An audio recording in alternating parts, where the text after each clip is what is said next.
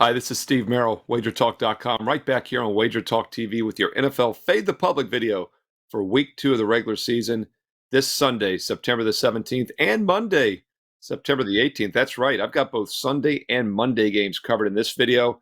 In fact, there are 3 very public plays this week. One is on the afternoon card Sunday, one is a Sunday night game, or the Sunday night game, and then one of them is a Monday night game because there are 2 Monday night games. Once again, I've got a Sunday daytime, Sunday night, and Monday Night Football, 3 public sides for you right here on this video on Wager Talk TV. Also 3 bonus plays, including a couple of public underdog leans, which I'll get to at the end here. But let's get right to it. Hey, quick reminder, if you're finding this useful, do me a couple favors. Thumbs up, like, of course, and also leave me comments below. I love the comments. I read every one of them, and I reply back. Let's win together. Let me know your thoughts on where some value is on this week 2 of the NFL season.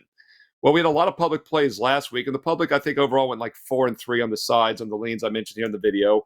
So nothing crazy in week 1. But we do have 3 very public plays here in week 2. And for those of you that are new to the video, here's the premise. Fading the public long-term does give you an edge and has won about 57 to 60% long-term on the blind. Now, we use this as a filter, of course, right? I don't blindly fade the public and play against them every game. Sometimes I agree with them, but it is a filter, a factor, one of the many aspects we're looked at when handicapping NFL games. So that's why I provide this information for you each week. And in general, when a game is very public, has a lot of one-sided action, that means the line is normally inflated. And that is a reason why fading the public long-term does give you an advantage and a mathematical edge against the point spread. With that said, let's look at the most public play on the daytime card for Sunday afternoon. And you don't have to wait long as it kicks off early at 1 o'clock Eastern this Sunday. And that is the LA Chargers. They're the most public play on the daytime card this Sunday afternoon. Once again, that's a 1 o'clock Eastern game. Both Chargers and their opponent, the Tennessee Titans, are coming off losses last week. And by the way, looking at the Wager Talk live odds screen, we'll give you the most updated odds. I'm doing this video on Friday as we head into the weekend. Chargers opened as a 3.5-point favorite. And when I say open, that was the bettable look-ahead line before the week 1 games were played last week. Chargers were projected to be about a 3.5-point favorite, yet the line is only 2.5, but it's minus 120. I do see some threes out there. So depending on which side you like here, if you like the Chargers, I would highly recommend locking in the minus 2.5, minus 120, because there are some threes starting to show as we head into the weekend. And once again, the Chargers are on the most public side on the daytime card Sunday. So if you like the Chargers, you probably want to grab the 2.5 now. If you like the Tennessee Titans, I would be patient and wait. Some plus threes are showing, and you probably will find more by this weekend, especially on Sunday, as the public is back to the Chargers. And once again, both teams coming off losses last week. The Chargers, though, lost outright as a home favorite. High-scoring back-and-forth game, 36-34 against the Miami Dolphins. And what's a little concerned if you're a Charger fan, not only did they lose outright as a home favorite, but they also had a 2-0 turnover edge and still lost the game outright. And the Chargers, hey, look, they take care of the football. In fact, last year, the NFL season, they had the second best turnover margin in all of pro football out of 30 teams. And a lot of times those teams regress the following season as turnovers, interceptions are not random, and they've got a good quarterback. So I think that's one of the reasons they don't throw a lot of interceptions. But fumbles are about 90% random in the NFL. And the fact that the Chargers were very fortunate with turnovers last year, that could even out a bit this season. We'll have to wait and see. One team that did not have good turnover luck last week was the Tennessee Titans. 3 turnovers at home. And that is why they lost by a single point in a low-scoring 16-15 game against the Saints. They did cover, though, as a 3-point home dog. So we'll see if they get it done or not. But once again, the most public side on the early card is the LA Chargers, currently minus 2.5 to minus 3. If you like the Chargers, I'd lock up the 2.5. If you like the Titans, I'd wait and get a plus 3 or higher by kickoff on Sunday. Once again, that's at 1 o'clock Eastern, an early game for you. Also, have public action on both the Sunday night and Monday night games. I'm going to get to those right now. A quick reminder, my best bets are at WagerTalk.com. Get all my best bets right now. Steve Merril, WagerTalk.com. Let's look at the Sunday night game here at 8:20 Eastern Sunday night on NBC. And that is, of course, the Miami Dolphins at the New England Patriots. And boy, how the mighty have fallen. The Patriots would never have been a home dog back in the day with Bill Belichick and Tom Brady. Well, they still got Belichick, but they don't have Brady anymore. And for the second week in a row to open the season now, back-to-back home underdog. When's the last time you think that's happened in New England? And, of course, the public faded the Patriots last week. One of the most public plays was the Philadelphia Eagles. And I would say the public was lucky to get that cover last week. Eagles took advantage of a 2-1 turnover advantage. And of course, we saw them take advantage of numerous turnovers this past Thursday night against Minnesota. And New England still only lost by 5 despite the 2 turnovers. Outgained the Eagles. They had over 380 total yards, held the Eagles to just about 250 overall. So New England should have won that game straight up last week as a home dog. It was a misleading loss and a very misleading non-cover and a fortunate win for the public. And the public's coming right back this week and fading the Patriots again, I guess, since they had success last week. Meanwhile, Miami, as I mentioned, coming off that high-scoring win on the road against the Chargers as a road dog, and now they're traveling cross-country and playing as a road favorite. So not a great setup here situationally for Miami, but the public is on them nonetheless. Explosive offense last week, obviously, with the 36 points, but boy, did they struggle defensively. Dolphins gave up almost 6 yards per play. They gave up almost 6 yards per rush. Now, New England does not run the ball well. In fact, offensively, they've been very suspect the last couple of seasons. So it'll be interesting to see if the Patriots can take advantage of a suspect Miami Dolphin defense. And I don't have it in front of me, but I believe I heard this week 14 straight losses now to the Patriots. Really incredible to see a home dog. Miami try to snap that 14-game losing streak, and they're laying nearly a field goal on the road. And once again, this is the Sunday night game. And as we head into the weekend, just like the LA Charger-Tennessee game, 2.5s and 3s out there. If you look at the WagerTalk live odds screen on Friday afternoon, you're seeing both 2.5s and 3s. So shop around. There's about a 9% chance an NFL favorite's going to win by exactly 3 points. So that is the most critical number in all of sports betting. And once again, it looks like a lot of public sentiment on the Dolphins. And you would expect being the Sunday night game, there'll be even more public money coming in on Miami. So if you like Miami, there's a few 2.5s out there. I'd grab that now. Otherwise, definitely wait and get +3 or more, which the Patriots, which is pretty much the consensus line out there across the board. But there are a few straggling 2.5s, which I don't think will last much longer as we head into the weekend towards Sunday night football. All right, those are the 2 most public plays on Sunday. The other most public play this week is one of the Monday night games, and this is actually the early game. We got Cleveland-Pittsburgh at 8:15 Eastern, but we're going to look at Saints and Panthers at 7:15 Eastern, the first Monday nighter of the duo there, and that's because it's a pretty public play here with the New Orleans Saints, and the public is back in the Saints. As I mentioned earlier, they went into Tennessee last week and won 16-15, a lackluster 1-point win as a 3-point road favor, or 3-point home favorite rather. That was a home game for the Saints. I think I misspoke earlier. Tennessee was on the road, but nonetheless a non-covering win. And once again, the Saints did have a +1 turnover margin, which pretty much made the difference in that game. New Orleans did play good defense. So the question becomes, is their defense really improved this year, or was it just the Tennessee offense continuing to struggle? New Orleans threw the ball well, 8.5 yards per pass, but did not run the ball at all, just 2.5 yards a carry. And meanwhile, the Carolina Panthers struggled last week to stop the run, giving up 5 yards a carry. But they only allowed 5 yards per pass against the Falcons, who a lot of people are kind of big on this year. The Falcons did win that game, of course, 24-10. Carolina was a small field goal road dog and failed to cover. But once again, 3 turnovers to none. Turnovers really can make things look a lot better or a lot worse than they really were. And the Panthers did do pretty well rushing the ball, over 150 yards running. That's, of course, what they want to do. And the public doesn't want anything to do with it, though. They look at final scores. They see the margin on the scoreboard, 24-10, and they are fading Carolina. Look-ahead line in this game also a week ago was going to be 1.5. And now that New Orleans wins, Carolina gets blown out. It's now 3. So this is an example of how recent results within 1 week can dictate the line and why fading the public long-term has an edge because of line value, like I said. And all 3 games we talked about here on the video, the 3 most public plays in week 2, are situations in which the look-ahead line was below a field goal, and now the real line is either 2.5, 3 in most spots, including this game. And once again, 3 is the most key number in all of sports betting when it comes to football. New Orleans was a 1.5-point favorite last week. Now they're a 3-point favorite in the bettable line. And it's 3 -12, 3 -15 in some spots. Would not be shocked to see it maybe hit 3.5 by Monday night. So here again, if you like the Saints, I'd probably lock up the -3 now. I don't think it dips lower. If you like the Panthers, probably wait.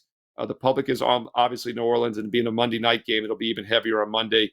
Maybe you will find a +3.5 before kickoff on Monday evening. So once again, all 3 games we talked about, public favorites around that field goal margin. If you like the favorite, play them sooner than later. If you like the dog, wait till near kickoff and try to get that extra half point, which is always so valuable in all sports, especially around that key number of 3 in the NFL. So once again, Three most public plays for week 2: Sunday afternoon, the Chargers; Sunday night, the Dolphins; and Monday night, the New Orleans Saints. All right, I'm going to get to 3 additional leans. You baseball viewers know them as games that were just a bit outside for making the cut, including a couple public underdog leans. I always like to talk about the public dog leans whenever possible. Before I do so, though, I want to let you know about the NFL. Perfect 5-0 sweep last week on Sunday and Monday in week 1. Yeah, we're looking to do it again. Well, we'll see. But a perfect 5-0 sweep last Sunday and Monday on my NFL plays at WagerTalk.com. So, yes, not a bad idea to maybe check out my week 2 best bets available on my webpage right now, Steve Merril, WagerTalk.com. Get there quicker with shortcut WT.buzz/SM. And while you're there, think about getting a 30-day NFL special for just $99. But you must have promo code Steve99. Promo code Steve99 gets you 30 days of college and or pro football. You can use it on either or both. I know we're talking NFL right now, so I wanted to mention a perfect 5-0 sweep last Sunday and Monday. You get my best bets for Sunday right now at wagertalk.com, or you can get the next 30 days and nights of my NFL best bets for just $99 with promo code Steve99, Steve Merril, wagertalk.com. All right, I gave you the 3 most public plays for week 2, but there are 3 other games that just missed the cut. Wanted to give you some bonus content here in the videos. I'm always trying to give you as much information as possible so you can add it to your handicapping arsenal, and we can all win together here in week 2. And by the way, leave me comments below. Let me know where you agree or disagree with the public. Look, the public's not always wrong. Sometimes I use them. In fact, last week, the public dog was the Raiders. I had a best bet on the Raiders. That was part of that 5-0 sweep. So I don't just blindly fade the public, but it is a factor, a filter I use on a weekly basis when analyzing these games. And keep in mind, this data works a little bit better later in the season as well, especially, like 4 or 5 weeks in. So tread a little more lightly here in weeks 1, 2, and 3, but it's still good to know where the public consensus is because it does inflate the line. So you want to make sure you have a good set of power ratings. You know what the true numbers should be. And a game that it's very interesting to talk about here, I'll get to those 2 public dog leans in a moment, but one other public lean on this afternoon card Sunday is a late game at 4 o'clock Eastern. That's the New York Giants. Giants opened, the look ahead last week was 4.5. I did an advanced preview video this past Tuesday. And by the way, we have tons of individual game previews for both college football and the NFL. I did 9 of them earlier this week.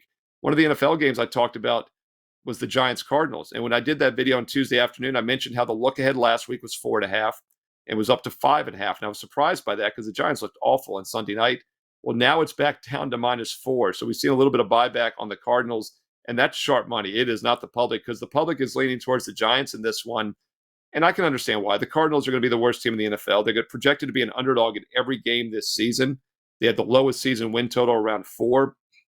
With that said, though, they were actually pretty competitive last week against the Washington Commanders, not my Washington Commanders. And they lost but did cover and actually led that game in the second half. And they ended up losing by just 4 as a 7-point dog. Defense is going to be their calling card. They're obviously going to be struggling at offense without Kyler Murray this year. But the defense was solid last week, holding the Commanders to just 4 yards per play, 4.2 to be exact. And they now take on a Giants team that did not score last week. And long-term teams off shutouts in the NFL have actually been a winning play ATS. But it has not been a good play in week 2. And this is a perfect example of how you have to handicap the season differently at every stage. I usually look at 25% segments, which means the first 4 games I handicap differently than the next 4. And what I mean by that is teams that are struggling out of the gate with a limited preseason don't necessarily fix their problems the next week. And our good friend Ralph Michaels at CalSportsLV on Twitter, Stat Daddy, the human database at WagerTalk.com. Ralph had a great Instagram post earlier this week that teams that get shut out at home in week 1 are 0-7 straight up and against the spread in week 2. And that goes all the way back to 1999. And 5 of those 7 teams were favorites that lost outright, and all 7 failed to cover by an average margin of 9 points against the spread. So do not assume the Giants are just going to bounce back because they were shut out on Sunday night. They're now facing a bad team. The public doesn't have that data, and the public is on the Giants. Once again, an additional lean, not as strong as the other ones I mentioned, but the public is leaning towards the Giants, yet this line is dropping. So it looks like a little bit of a sharp square divide. And I do like the Cardinals in this game, as I mentioned in my preview video earlier this week, because I think defensively they can contain a Giants offense that really struggled last week. And once again, home teams that get shut out in week 1 are 0-7 straight up in week 2, going back over 24 years. Great angle from Ralph Michaels.